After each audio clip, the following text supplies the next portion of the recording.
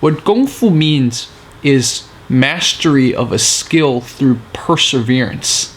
If you were to use Kung Fu in the Chinese sense, you would say, becoming a doctor takes Kung Fu.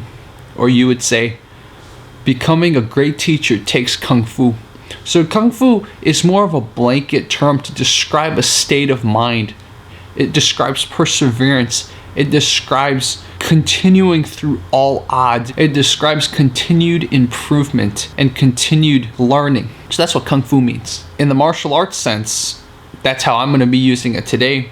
I did what's called Wushu, or Wushu as people call it. And what Wushu is it was the flowery dance type of Kung Fu. I did this for about 2.5 years in China. And I did some more in America, but that was honestly pretty whack.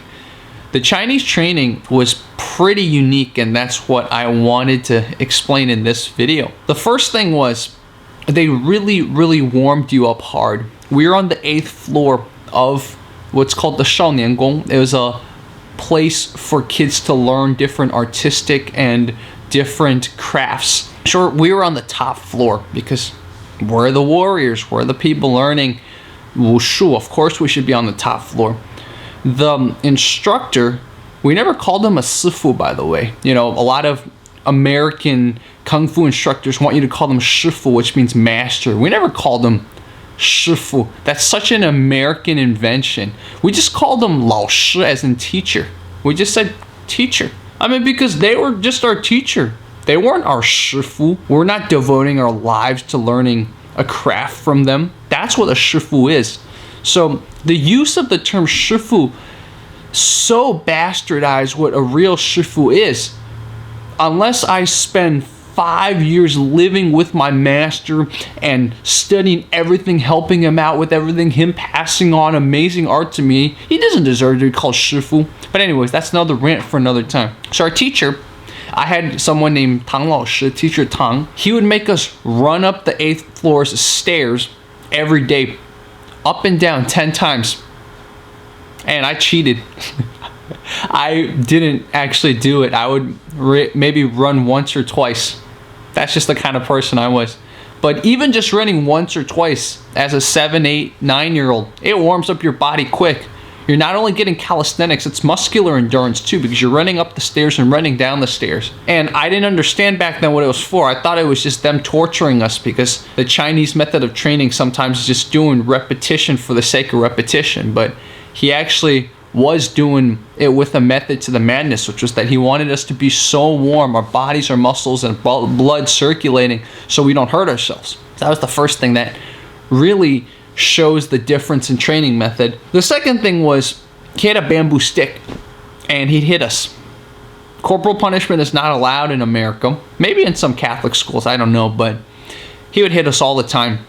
And it's not just because, oh, you didn't do it right, I hit you. It's also, hey, you were talking. There was about, I'd say 40 to 50 people in our class. You would make friends, and so you would talk and not train as hard. So he hit us.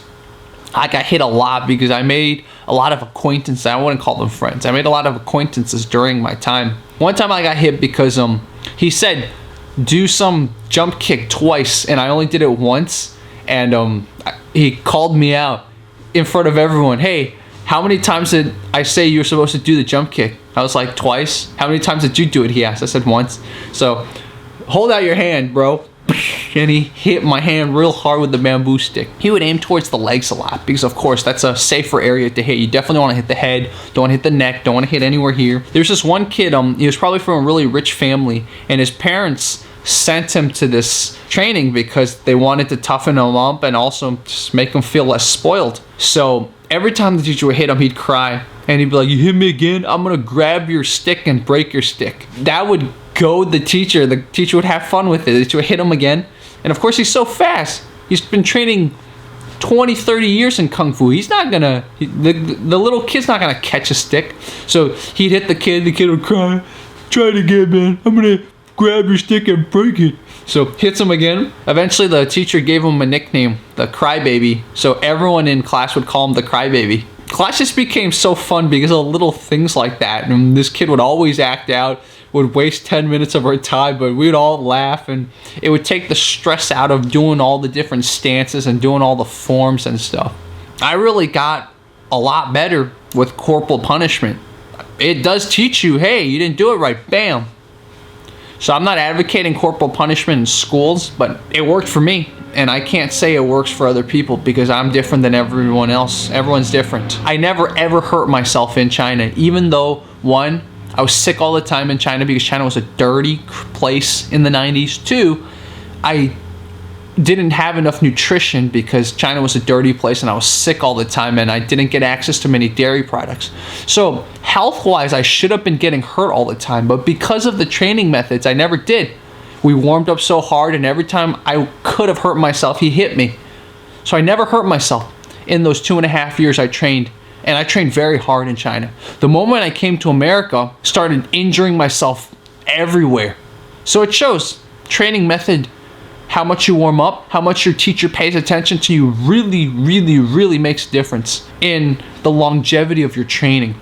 I don't even know where Teacher Tong is now, but he was a great guy. Hit me too much, but he was still a great guy, and I thank him. I wouldn't have been as good at Wushu when I came to America if it was not for him. So thank you, Teacher Tong. And for those of you watching, how was your training like? If you do any sort of martial arts, I would love to hear about it.